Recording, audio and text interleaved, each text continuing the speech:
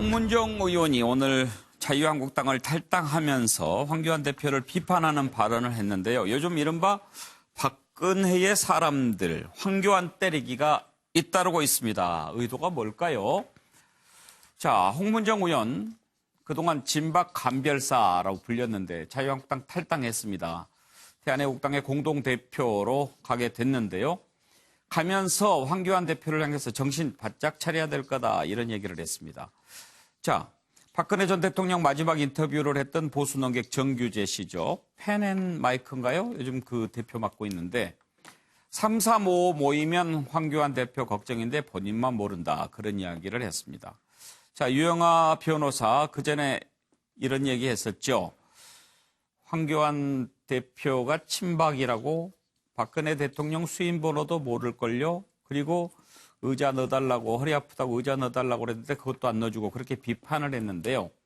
자, 황교안 대표 이런 얘기를 들을 때 참 마음은 편치 않겠지만 이른바 박근혜 사람들이 황교안 대표 공격하는 이유는 무엇 때문일까요? 한번 들어보겠습니다. 먼저 관련된 녹취를 한번 들어보겠습니다. 우파는 태극기를 중심으로 모여야 된다. 저는 그렇게 생각하고요. 지금 한국당이 그 태극기의 주변에 있는 사람들, 보수 우익의 주변에 있는 사람들을 모으는 데 있어서 한국당이 그런 역할을 할 수 있을는지 모르겠으나 보수 우파를 사랑하는 대한민국의 중심 국민들로부터는 외면당할 가능성이 있다. 그것을 황교안 대표가 꼭 정신 바짝 차리고 그 일을 감당해야 된다. 이런 말씀을 드리고 싶습니다.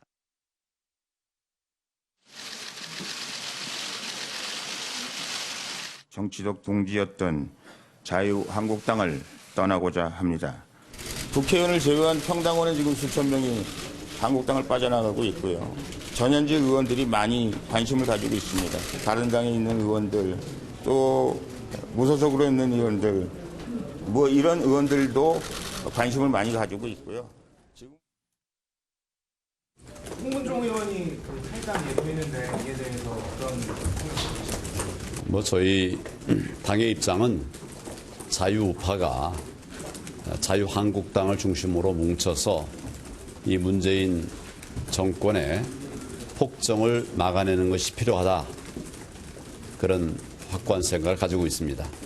그럼 나가는 거에 대해 예, 차정규 송문종 의원 뭐 떠나는 마당에 황교안 대표 좋은 이야기 할 리는 없겠지만 당연하죠. 네. 그래도 계속 보면은 요즘에 이른바 친박 쪽 사람들이 계속 황교안 대표 공격하는 이유는 어디에 있을까요? 저는 두 가지라고 봅니다. 예. 첫 번째는 일종의 배은망덕이겠죠. 이게 제가 여러 번 말씀드렸습니다만은 사실 황교안 대표, 나경원 원내대표가 이 당선된 데 있어서 당내에 가장 큰 세를 구축하고 있던 친박의 도움이 상당히 컸다. 물론 그 당시 뛰었던 후보자들이 원했던 건 아닙니다만, 그러나 어쨌든 이 지금 그 친박계들이 사실상 옹립한 대표들이다. 그런 측면에서 본다고 한다면 초반에는 상당히 좀 이 강성 우파 쪽으로 기우는 듯 했지만 지금 황교안 대표가 당을 완전히 장악했다고 한 뒤에 나름대로 판단하고 난 뒤에는 일종의 중도 외연을 이야기하고 있지 않습니까? 그러면서 당의 모습이 약간은 좌클릭 쪽으로 가면서 자신들의 정체성하고 맞지 않다. 그리고 또 이 과정에서 친박계로 대표되는 의원들이 소외당하고 있다. 대표적으로 지금 이번에 보면 한승교 사무총장이 결국 물러나는 것도 뭐 본인의 여러 가지 이 잘못도 있지만 그런 부분들을 봤을 때 아마 친박들 입장에서는 이거 아닌데? 라고 생각할 가능성이 높다는 것이고요. 또 하나는 나 떨고 있니? 심정 고백이 아닐까 하는 생각입니다. 예. 그래서 사실 어떻게 보면 지금 내년 지금 그 총선을 앞두고 보수 개혁을 위해서는 결국 인적 쇄신인데 그러니까 전임 정권 때 잘 나갔던 사람들이라고 하면 결국 친박계 의원들일 수밖에 없지 않습니까? 예. 그렇다고 한다면 친박계 의원들 입장에서는 내가 좀 불안하다 싶은 사람들은 먼저 치고 나갈 수밖에 없는 그러한 두 가지 상황이 지금 맞물려 있는 것이 아닐까 생각이 든다는 거죠. 정 의원께서는 의도를 어떻게 분석하십니까? 제가 진박들은 모른다라고 써놨는데요. 예. 저분들은 335 모이면 그 황교안 대표가 걱정인데 본인만 모른다 이렇게 하시잖아요. 본인들께서는 소위 진박들이라고 얘기하시고 소위 이념을 중시하는 이 보수 우파라고 하시는 분들이 항상 강조하시는 것이 보수 우파가 지켜야 될 가치, 투쟁 이것을 계속 강조하세요. 그런데 보수 우파가 됐든 보수가 됐든 그 가치는 고정되어 있는 것이 아니고 변화하는 것입니다. 예. 우리가 기본적으로 자유, 공화, 성장 이런 것들을 기본적인 가치로 하지만 그럼에도 불구하고 세상이 변해나갈수록 포용이라든지 배려라든지 사회 공동체를 유지할 수 있기 위한 보수 우파의 능동적인 변화가 있어야 됩니다. 그런데 여전히 저분들이 얘기하시는 것은 자신들의 우파적 가치를 딱 고정시켜 놓고 그것에 안 맞는 사람들은 원칙에 안 맞는 사람들이다. 그것이 안 맞는 사람들은 타협적인 사람들이다. 이렇게 얘기를 하면서 과거로 돌아가려고 그러는 거예요. 그런데 한 번이라도 박근혜 대통령의 통치권 행사 과정에 그것을 법으로 처단받건 안 받건 관계없이 과연 그러한 통치권 행사가 정당했는지 자신들은 제대로 된 통치권 행사를 위해서 무엇을 했는지 고백을 한 적이 있냔 말이에요. 예. 윤기찬 대변인 당내 분위기가 좀 궁금한데요. 지금 홍문종 의원 탈당과 관련해서 저 어차피 공천 못 받을 거니까 나간 걸 거야 이렇게 생각하는 분위기가 우세합니까? 아니면 이러다가 정말 많이 좀 빠져나갈까 이렇게 걱정하는 분위기가 더 많습니까? 제가 뭐 접촉하신 분들에 한해서 말씀드리면 이게 큰 어떤 당의 분란 요소로 될 가능성은 적다라는 의견이 많고요. 예. 왜냐하면 이전에 바른당이 탈당할 때 나가서 이제 바른당을 창당할 때 그런 분위기가 좀 다르거든요. 그때하고는 당이 처한 환경이 이제 어떤 명분을 얻기 어려운 탈당이라서 그래서 제 생각에는 어쨌든 다음 총선을 위한 여지 확보 차원에서 하는 것인데 문제는 뭐냐면 다음 총선의 프레임이 이제 정권 심판론이기 때문에 보수끼리의 분열을 초래하는 언동이 있다면 이 부분은 자멸의 길로 가는 게 아닌가. 그래서 그 부분은 서로 상호간에 자중하는 것이 좋겠다라는 생각을 합니다. 예. 정기랑 교수는 의도 지금 친박의 황교안 때리기 의도 먼저 어떻게 보시는지. 앞서 몇 분도 얘기하셨습니다만 기본적으로는 정서적으로는 배신감인 것 같아요. 우리가 만든 대표인데, 우리가 옹립한 대표인데, 라고 하는 어떤 그런 의식이 좀 강하게 깔려 있는 것 같다는 느낌입니다. 왜? 또 탄핵 총리이기도 하고, 또 소위 이른바 황교안이라고 하는 당내 세력이 없었잖아요. 친박계가 사실은 거기에 이제 의탁해서 만들어준 것이기 때문에 그런 부분이 좀 깔려 있고요. 두 번째는 더 나아가서 공천이 다가오는데 공천에 대한 불안감이라고 봐야 되겠죠.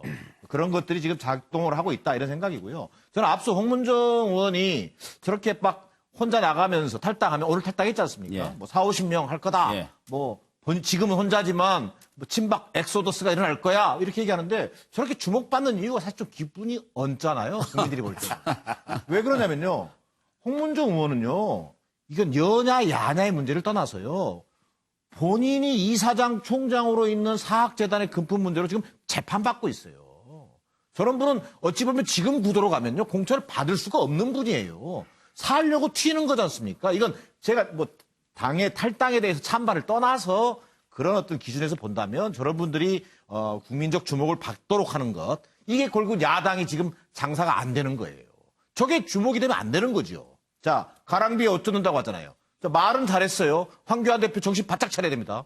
자, 가랑비에 옷 뜯던 리더십이 흔들흔들거리고 있는 거예요, 지금.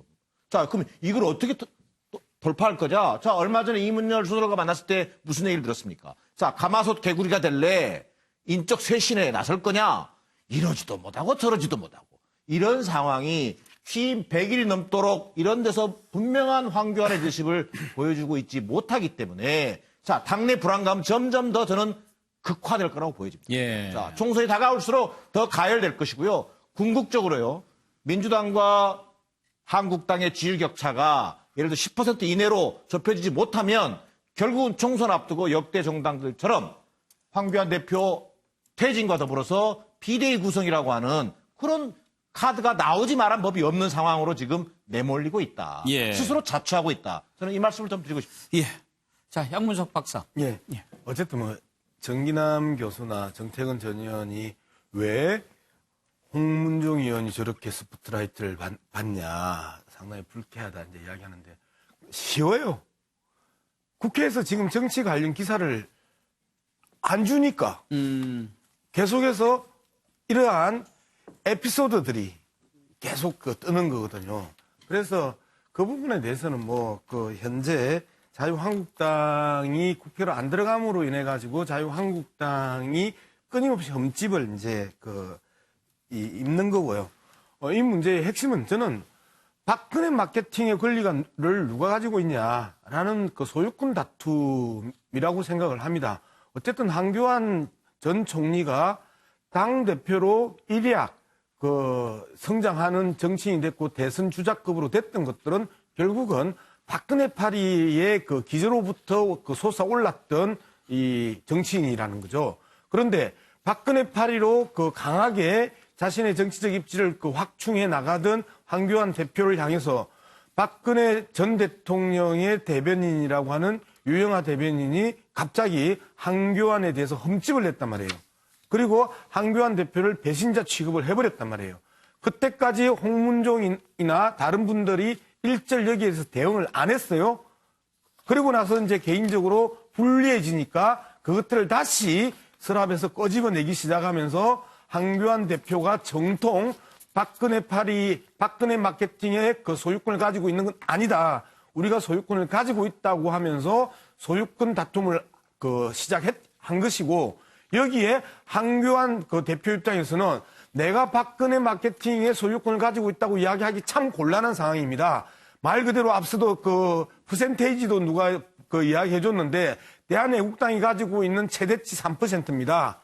국민 전체의 3% 정도의 열혈 지지자들을 가지고 있는데 이 3% 때문에 50%에 가까운 지지자들을 버릴 것인가. 이게 지금 황교안 대표의 셈법에서 이 부분에 대해서 차라리 욕을 먹는다 하더라도 박근혜의 그림자로부터 박근혜 마케팅으로부터 벗어나고자 하는 거거든요. 근데 벗어나고자 하는 모습을 보이면 보일수록 전체 지지도는 더 떨어져 나갈 것이고, 그냥 여기에서 침묵함으로써 이것도 아니고 저것도 아니고 애매모호한 세모로 계속 대응을 함으로써 떨어져 나가지도 못하게 하고 땡겨올 수도 없게 하고, 그러면서 그 틈새를 홍문종이나 조원진 같은 정치인들이 파고 들어가는 이 형국이지요.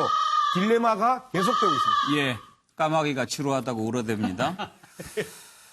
자, 서정욱 변호사, 지금 배은망덕 또 배신감 이런 얘기 나오는데 황교안 대표가 그런 말 들을 만하다고 생각하십니까?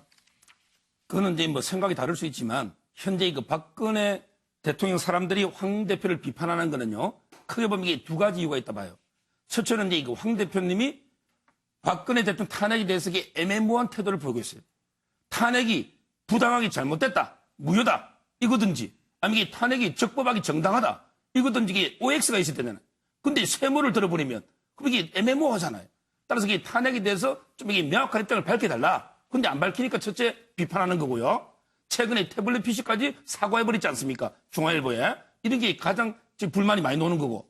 두 번째는 이제 황 대표님 행보가 태극기 세력적으로 정통 보수 쪽으로 나아가야 되는데 오히려 이게 실체도 없는 중도 보수, 중도 확장 이런 이게 프레임에 쓰여서 자꾸 이게 중도로 나가니까 집토끼보다 이게 산토끼로 가다 보니까 박근혜 대통령 사람들이 불만이 있는 이런 건데요.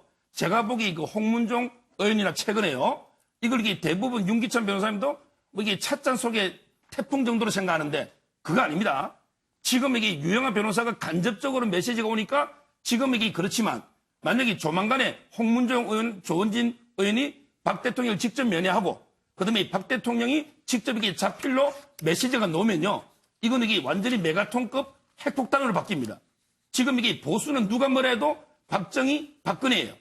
예를 들어 황교안 대표가 100일 정치했지만 박근혜 대통령이 내공 보수의 위치가 됩니까? 따라서 이게 저는 이 부분은 신중하게 접근해야지 박 대통령이 자유한국당에 껴안지 못하면 엄청나게 보수의 대분열이 올 수 있고 예. 앞으로 이게 핵폭탄으로 발전할 수도 있는 이런 상황입니다. 알겠습니다. 참고로 황교안 대표 존경하시는 것 잘 아는데 패널로 나와서 말씀하실 때 대표님 자 여러 번 붙이실 필요 없어요. 예. 진짜 딱 한마디만 합시다. 태극기 부대가 정통 보수라고 지금 표현을 하셨단 말이에요. 야, 이게 지금 우리 서변이 가지고 있는 기본적인 시각이란 말이에요. 태극기 부대가 정통 보수입니까? 저는 여기에서 윤석열 검찰총장 후보자의 이야기, 사람에게 충성했던 결과가 지금 보수 괴멸의 위기를 겨우 벗어난 이 상황까지 만들었는데 또다시 사람에게 충성하는 조원진, 홍문종 같은 사람이 박근혜 전 대통령 마케팅을 통해서 살아나려고 하고 있는 상황이란 말이에요. 그런데 지금 국민의 3% 정도가 지지하고 있는 이 태극기 부대를 향해서 정통 보수라고 한다면 이거 상당히 이 곤란한 상황. 우리 정택은 그러면 전 의원은 잠깐만요. 사이비 보수인가요? 이런 논란 MC 보지 마시고 지금 그렇게 하면서 질문하고 그러면 다음 이슈 못 넘어가는 그리고 한 가지만 잘 들려요. 대언망덕 배신이라는 이야기들 지금 많이 하는데 대한애국당이 정통 보수라고 이야기할 수 있느냐가 지금 발언의 요지잖아요. 예. 그걸 가지고 다른 패널에게 어떻게 생각하시냐고 막 물어보면서 사회를 보시면 우리가 다음 진도를 못 나간다니까요. 오늘의 지금 이슈는 여기가 아니니까요. 예. 자, 차정 교수도 뭘 들었지만 시간 관계상 알겠습니다.